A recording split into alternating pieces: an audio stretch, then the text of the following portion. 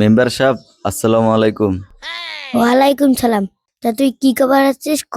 খুব ব্যস্ত আছো। মেম্বার সাহেব চেতেন কেন? জনগণের সেবা করার জন্য তো আপনাকে মেম্বার বানাইছি, এত চেতিলে কি হবে?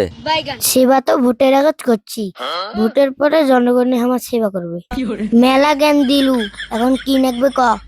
হোক মেম্বার সাহেব, ভুল হইলে মাফ করে দেন। সবাকে বলে ফুয়েল কার্ড, ফ্যামিলি কার্ড দিয়েছেন, সরকার থাকি বলে আমার স্টুডেন্ট কার্ড আছে, তো মোকে এখন স্টুডেন্ট কার্ড দাও কেন? স্টুডেন্ট? তুই কি স্টুডেন্ট নাকি?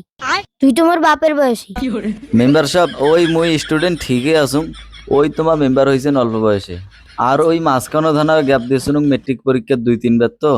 যাই 3-4 বার ফেল করে তাকে আমার আদু ভাই কই। আদু ভাই ধর তোর আদু কার্ড। চাচা, এত বড় অপমান! লেখাপড়ার কি কোনো বয়স আছে? তা চাচা, কার্ডে তো আপনার সিগনেচার নাই। পৃথিবীতে টাকা ছাড়া গাছের পাতাও নড়ে না।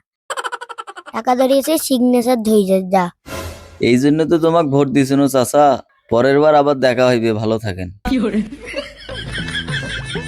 কি খবর বড় ভাই, কোনটে যান? যাং তো হ্যাঁ না মেম্বারের কাছে। কেন? ওই কাল আসছিল 2খান কার্ড দিছে, আরো 3-4খান কার্ড বলে পাওয়া যাবে, তা কার্ড 3খান আনো।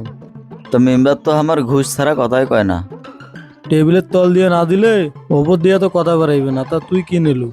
মই নিনু স্টুডেন্ট কার্ড। ভালো ভালো, কার্ড ছাড়া তো দেশে এখন হাগিরেও যাওয়া যায় না।